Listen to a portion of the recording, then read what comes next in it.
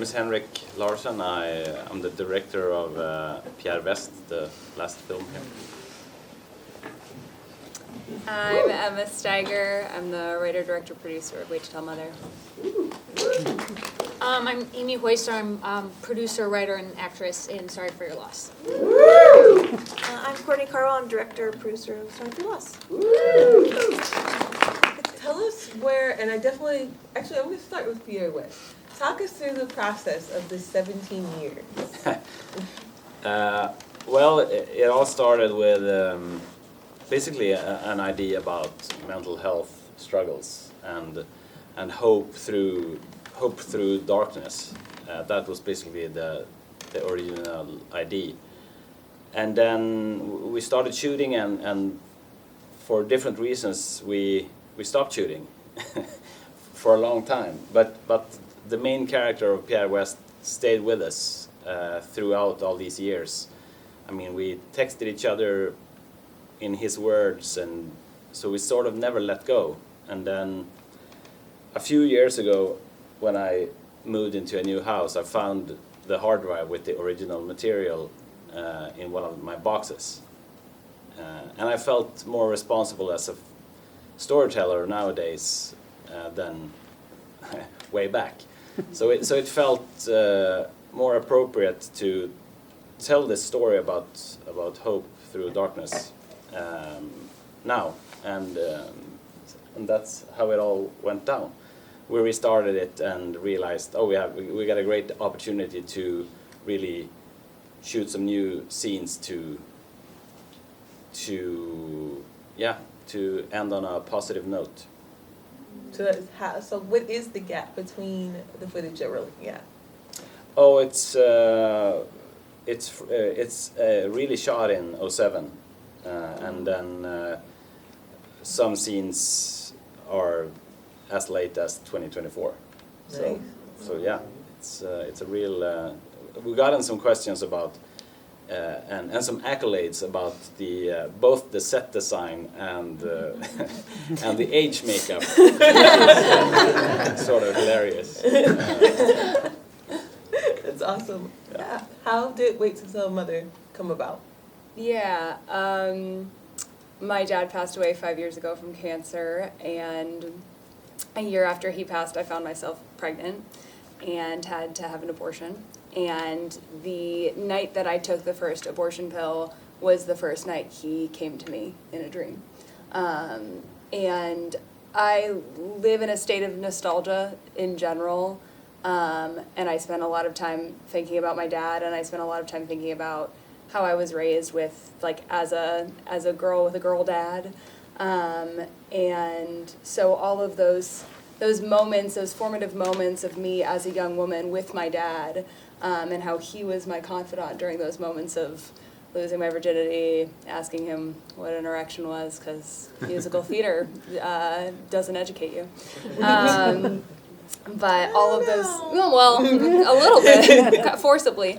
But all those moments started to come to mind. And yeah, I was living in New York at the time. I'm from Studio City, and I was on the way back from actually filming the proof of concept of the last thing that he wrote before he passed away.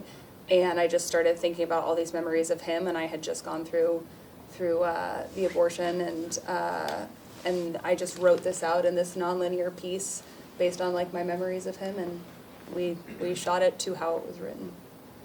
Yeah. Same question for Sorry for Your Loss. It came about from my mother passed away. I know a lot of these were about grief. And then so I wrote it, I think, like, it was about a year after, well, maybe less than a year after she passed. It was a way to just express the complicated feelings of grief, and just, I have 3 siblings, and I just represented, like, how we all were dealing with it differently between, like, more so me and my sister, but yeah, and, like, the relationship with the sisters kind of, it's not, like, specifically me and my sister, it's, like, parts of both of us, and how grief can, like, I found kind of, like, pulled us apart, but then also in ways bring you together. And it was just my way of expressing that. I'm gonna throw this question out to all of you guys. Feel free to anyone to answer. Grief for all 4 of these films is kind of like the theme that we had for tonight. But they also are very sweet, very funny, hopeful. What was that process for you guys as you were creating these scripts? For me it was my sort of way of doing it is to use humor to sort of try to make you laugh, and then when you're laughing, I take out the knife and I poke at you. That sort of to find that balance between humor and sadness is really it's a strong way to get an emotional response of the audience. And I have a background in documentary filmmaking, and I have some great mentors there who taught me that it's always good to tell a story in multiple layers to really it makes the character feel more real, in my opinion. And so that's really what I try to do, to add as much context as possible. Not everything has to be crystal clear. I love to leave people, thinking about stuff, not spoon feed them, so to speak. So I try to challenge, and I try to be funny, and I try to make you cry. I felt really disconnected from my grief when I was writing this piece. I think I started writing it about a year after he passed, and I don't think I ever thought about infusing grief into it. I just knew that I wanted to tell the story and honor my dad. And I think in the process of making it, it allowed me to start processing further, especially being on set and reliving these things, and just having a moment of facing these real things play out in front of me and trying to direct it and trying to be in it and balance being a human being and being a professional. But I think the process of making it and the community that making this film has brought has been kind of the best learning lesson from it, as opposed to starting with the intention of representing that.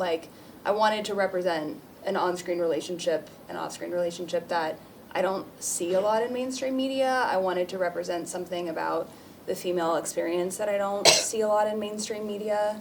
And then in doing that, and I think just doing that in an authentic way to me, that was able to evoke what my grief looks like, which goes back to that point of really thinking about memories and being grateful. And I think in this is the end of our festival run, and in seeing just how it has been received, it has been so lovely to start reframing my grief as more of a superpower than something that has hindered me. Trying to remember what the exact question was, but Well, Amy's so charismatic and likable, and I think it was really easy to have the comedy come across on screen from Amy's performance and everything like that. And I think, do you mind reminding us what the question? No. Honestly, I have a new question for you guys. Because it was a question I was going to throw out to both of you guys for Wait to Tell Mother and Sorry for Your Loss. Talk to us about writing from a this actually happened to me standpoint. That's you. okay.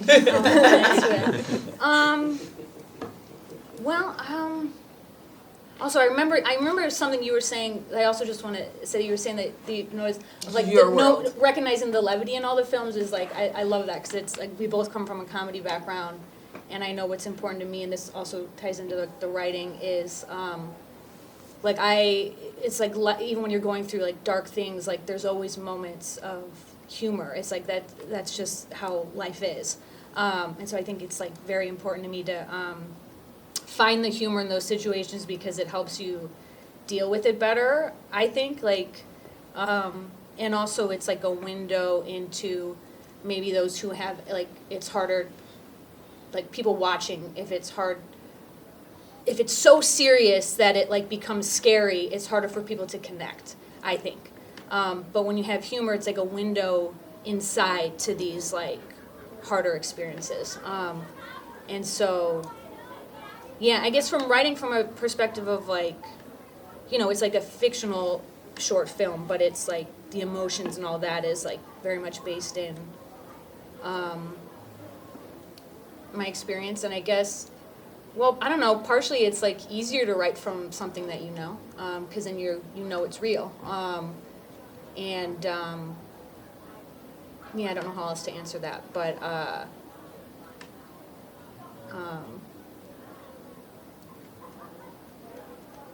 yeah, I think that's all.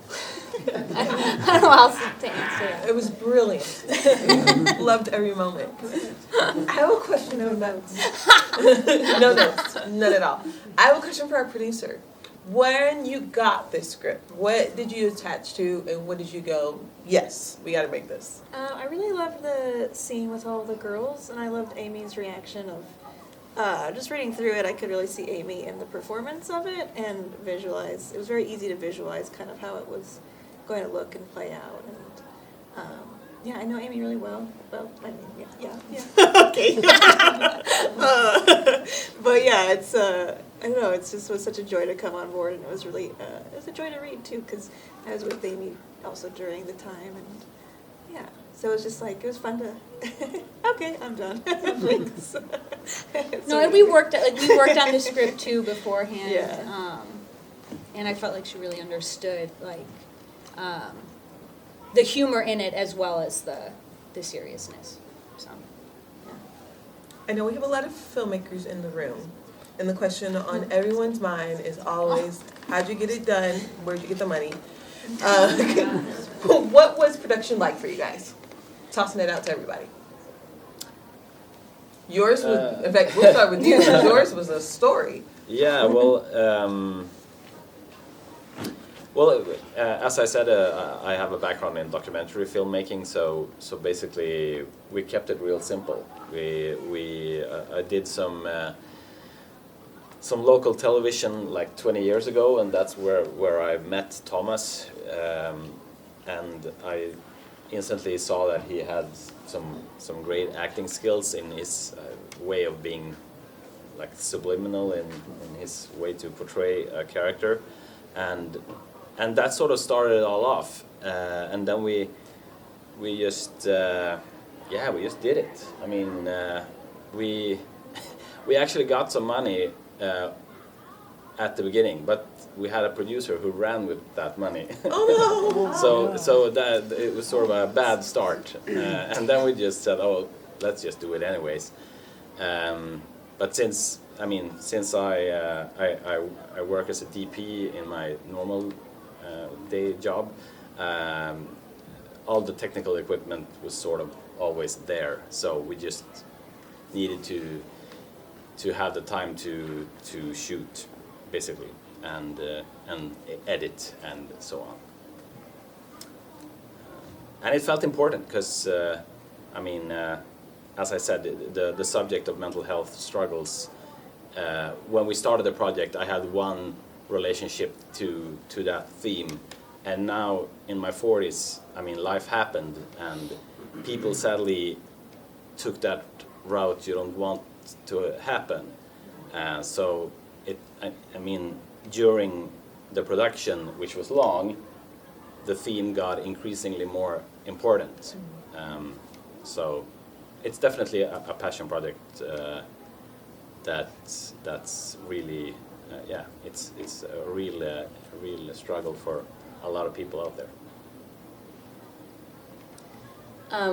We made this movie for $7,000. We filmed it in 2 days. We did 2 12s. We crowdfunded the money, which I was nervous about because I had just crowdfunded another project for $85,000. Wow. So I was really concerned about being able to get any money. And I hate thinking about money. You're not alone in this as I think most people do. But yeah, we crowdfunded it all, and it was a tricky process. We put it all together quite quickly, I moved back to LA in August of 2023. We decided we were going to shoot, I think we decided in September we were going to shoot in December.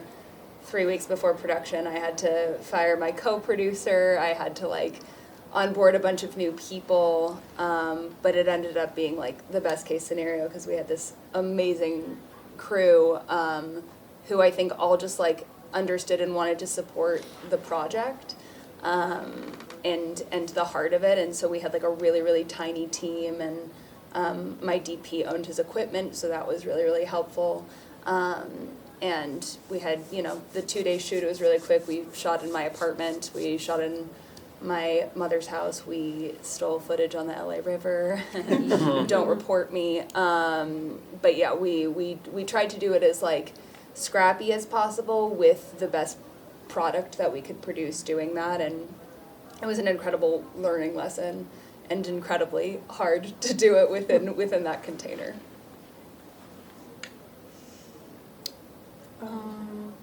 Well, we shot on the hottest day of the year. Yeah. Yeah, we did. It was 105, and then Amy's AC was kind of going Decided in and out. not to work that day, Yeah. so. But we got Car. pretty scrappy with it. We shot Yeah. in Burbank, and they actually had some really great deals on locations, which was really, really cool, because they can get so expensive in Los Angeles. Shoot in LA. Yeah.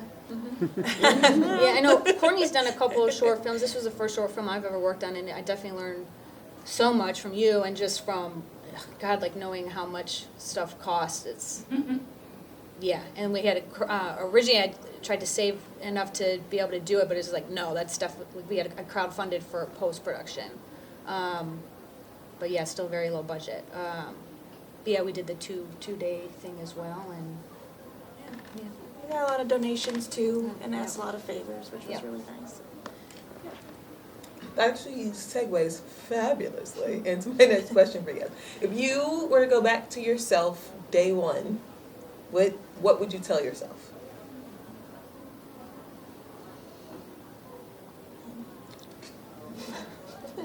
They were perfect and no notes. Well, I guess what comes to mind is just it's not going to be what you expect, and that's not in a bad way. It's just it's never how you expect. I think it's just I don't know.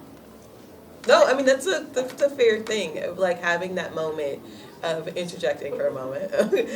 When you're in the middle of shooting something, you have this vision that you went into it with, and it can start to kind of feel frustrating when you get off the rails. But sometimes off the rails makes a really great project. I also think a project goes through 3 stages. It goes through the script, and it goes through shooting, and then it's also rewritten in the edit to make sure it all works. So Yeah. sometimes you just have to be flexible with what you have in the end. And, especially if you're working on a budget, you have to really focus and figure out okay, well, maybe we don't. We have to lose this scene. Yeah.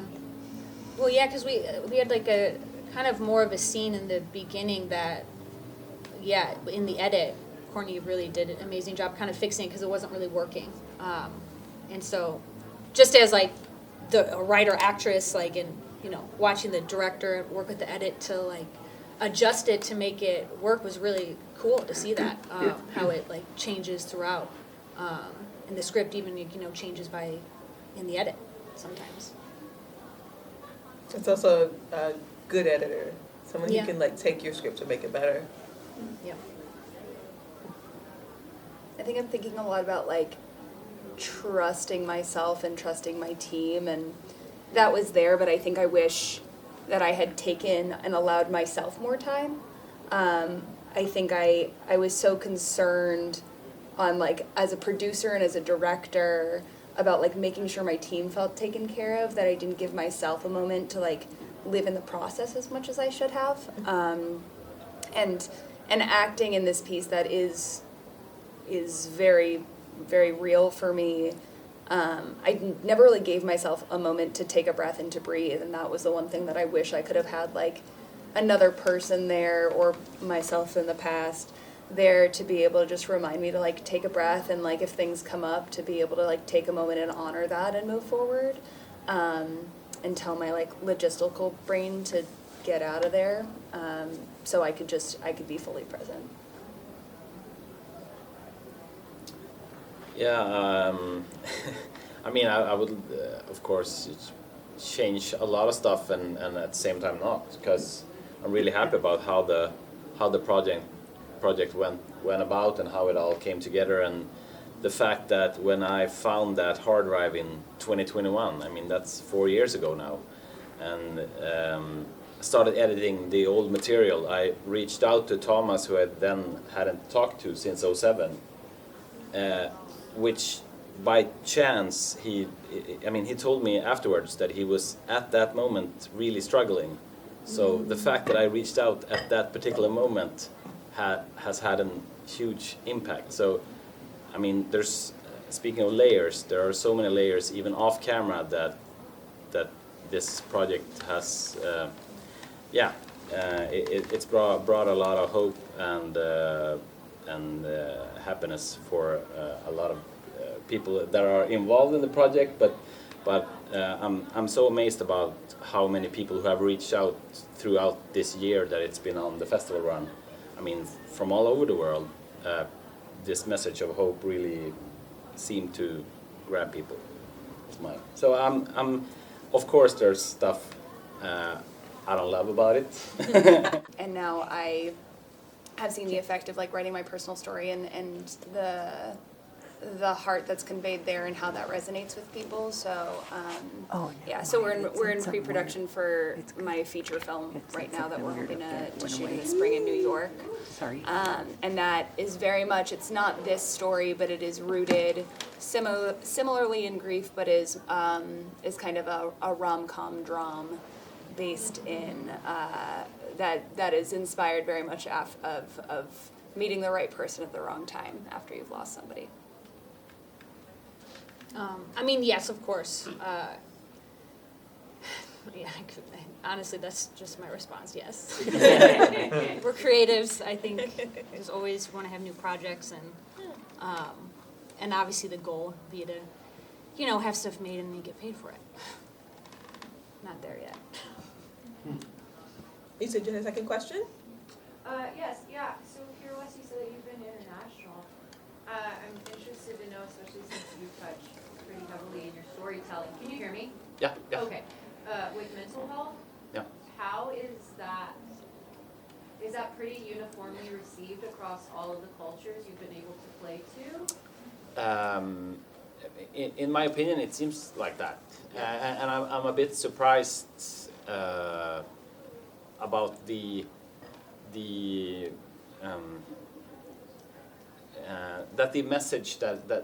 the messages that I've gotten have been so similar, that they all mention hope, even though maybe hope is not expressed, it's not said out loud, but it's something that a lot of people take with them from watching the film, that he just never gives up, although things are pretty shit.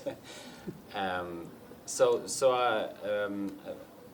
don't know. It's so hard to know what you're making up in your own mind about. I mean, the state of the world. Sometimes when you watch the news, you sure get depressed. So it felt important to tell a hopeful story and to, like you said, to tell something that you feel is important. Because in my day job, there's a lot of deadlines and network feedback and a lot of different voices telling me how they want their product.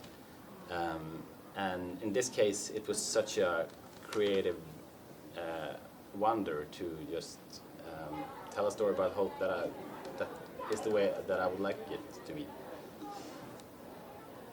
So and I mean, it's a really nice thing that from Australia to South America to the US has been really responsive, and that makes me happy, because then there is hope in the world, because people resonate to that message, in my humble opinion.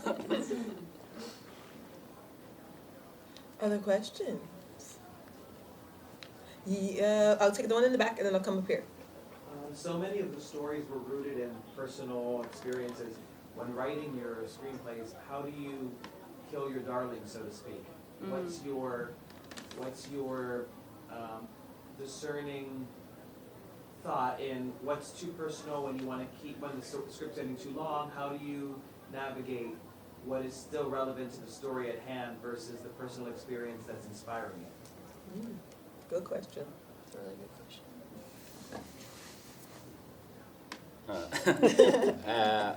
Well, in my case, as I said before, my background is in documentary filmmaking. Nowadays, I do a lot of stuff as a DP, drama and commercials. But I started as a documentary filmmaker, and that has sort of brought some aspects of that into drama.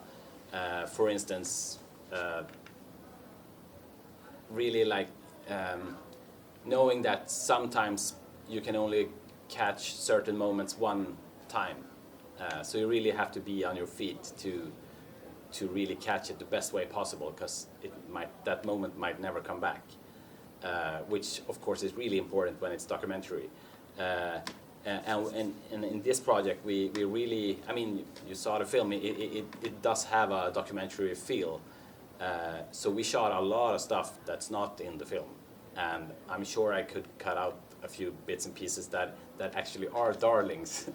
That, I mean, if you're a script supervisor, I'm sure you could point at stuff and say. But that's the nice thing about not having to listen to network feedback. Sometimes those darlings can still be there. So yeah. I guess my tip to other filmmakers would be go for the emotion. And a lot of times what you write doesn't necessarily give the strongest emotions when being in the edit. So a lot of stuff we thought would be, this is the scene. When we started putting it together, we were like, well, that doesn't give the emotion that we want the audience to have. For instance, when his dog dies, we had some scenes where he is more emotionally affected by the dog dying. But I realized when he is allowed to cry about that, the audience is more unaffected. So we sort of held it within him, and we found out that the audience responds better when doing that. So it really is a balance, and it's yeah. I mean, it's a great experience to go for the emotion. I think you find out so much in the edit. Like, I think to that point, I think it becomes so clear in the edit when things are working and when they are not, and especially, like, I am somebody who has a hard time killing her darlings and also knows when it's the right thing for the project. And this project was harder because it's not very dialogue heavy, and it's intentionally written not to be super dialogue heavy, so it was really just important that we focus on the looks. I wanted to focus on unspoken connection, so it was very clear when there were lines that were overwritten or didn't need, so that was easy in that sense. The ending of this film we reshot 3 times, and I'm really just talking about that last bike moment because to what you're saying, like, I kept being like, this doesn't feel right for the heart of the film. And I had written it away with an intention that just wasn't landing in the way that we had filmed it. And then we like tried to change the entirety of the ending. Originally it was supposed to be, we saw her ride away on a bike, and then My Unfortunate Erection came on, which there was no point in that whatsoever. And then we had her driving in a car the next morning, and that song came on, and I was really, for some reason, dedicated to the idea of the song coming back on, because that was supposed to be the reminder of her dad being with her. And then my DP was in Berlin, and I sent him a very long voice memo being like, I think she needs to be exactly in the position that young Anna is in when we see her riding the bike, and I think instead of the song, it is literally her dad's voice. And so he got back from Berlin, and we rigged a camera to a bike, and we shot it, and when we saw it, it was like so clear that that was the moment. And so I think that was all done just from like doing the edit and being like, this isn't working, and trusting that it wasn't aligning with the intention of the film or the heart of the film, so that when we got that moment, it was like so clear, and didn't make me regret killing anything in that moment.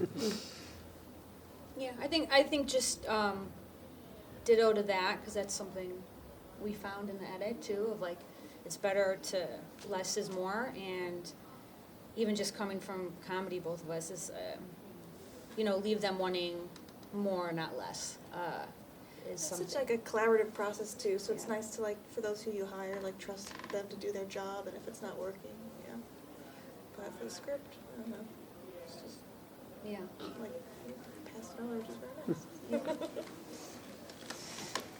I was trying to think of who the screenwriter is, but they were talking, it was a very famous person, I can't think of who it was recently, but they made the quote of, and that was early in my career, I thought the actor had to cry, but now I know it's the audience that has to cry. Yeah, And exactly. just learning that, making that transition. Yeah. Totally. Yes, sir. Yeah, this is a question for Emma that I realize I haven't ever asked you. Ooh. We've worked together a lot now, so that's wild. Yeah, We're getting the tea right here, guys. Watching it again, I realized I had like this crazy curiosity in that casting younger versions of yourself. Mm-hmm. Was there any qualities that you were looking for specifically outside of gave a good audition, performance, and looks like me that maybe you were looking to connect with those actresses? Oh, that's such a good question. Yes and no. Like, the process of casting yourself as younger versions is so hard. Yeah. Both of these girls, I knew that the second I saw their tapes that they were younger me. Claire, when I saw her headshot, I was like, that looks like a little me, so I hope to God she can act. And we had her do the opening scene where she was singing, and the energy she brought and the eagerness she brought to like being a musical theater nerd, and she wrote me this letter about how much she loves musical theater. And she didn't know this musical, and now she does, and I was like, I'm so sorry to her parents for that. But she like wrote me this letter, and I was just like, I was a kid with that much heart, and like I think that encapsulated who I was as a kid, and the fact that she possessed that when we cast her as like an 11-year-old made me just be like, that's that. Like, performance aside, she's wonderful. But I like love people, and so I wanted to make sure I liked the people, not just the actor. And then Darby, who plays the teen version of me, she was tricky because I was like, I don't think she looks like me. But I'm obsessed with her, and I think she is brilliant. And I had seen her in The Holdovers. She has a very small role in the Holdovers, and I remembered her because she's somebody, when she comes onto screen, she is just like, she really lights it up. And she was somebody who, like, I did not have to direct her, and you saw this on set, but like, the only note I ever had to give her was like reminding her to breathe. And she understood, she had so much curiosity and like wanted to hear about my dad and wanted to hear about the connection that made it special. But it's like she gave a great audition, she gave a great line read, but the curiosity that she approached with and her overall essence was so moving to me, that I was like, I don't care if she really looks like me, she has brown hair and we'll give her kind of a unibrow and it will be fine. And then people can suspend their belief because that's our job. So I think we saw a lot of tapes. And I think I was just like waiting to feel it on a gut level, and I'm woo-woo and spiritual in that way, and I like those two girls, I was like, that's that, and I felt the same way about Dwayne, who I cast as my dad, where like, you kind of know when you meet those people, but not an easy task. I never want to be in charge of casting myself ever again. Other questions? Where can they find you next? Any of you guys? You know, this is where you toss out your Instagram handle. I was gonna say outside here. Yeah, outside. Please stay, mingle, meet other filmmakers. Yeah. My Instagram is fotohenka. Spelled just like it sounds. If you wanna hear me talk more about my special project, I recently did a podcast with Jeff Howard on his discovery in the film. So it's it took quite a while, but it was fun. I'm sure I say my Instagram there also if it's hard to understand what I'm saying. I had somebody tonight tell me that Instagram's the new business card, which I think I agree with, unfortunately. Yeah, my Instagram's Emma.Steiger. And yeah, this is the end of our festival run for this film, but we just started submitting 3 other films that I produced on. So Congratulations. Thank you. Thank you. Well, It's a comedy, don't worry. yeah, we're good. And yeah, but I'll be around the festival circuit. I live in LA. I love meeting new people. Come talk to me. Yeah, and then hopefully we'll be in New York shooting this feature in the spring. So if you're in New York, Excited. come on over. Yeah, my Instagram is Amy Haeussler, at Amy Haeussler. I don't have any film stuff right now, but I'm mostly doing live stuff at the Groundlings Theater on Sundays with some of these people every Sunday. The Sunday Company. And once that's done, I'll have time for other stuff. I've seen her, she's good. Yeah, you can find me on Instagram, or it's Courtney Karwal. This is my name with a K. Karwal with a K. Okay. Yeah, and I have another short that's going around too called The Hole. And then I run, well, we just had it last night, but I run like yearly, well, in 2026. You guys can all come. It's called Rap Party. But anyway, yeah, online. Yes. One more hand for these amazing filmmakers.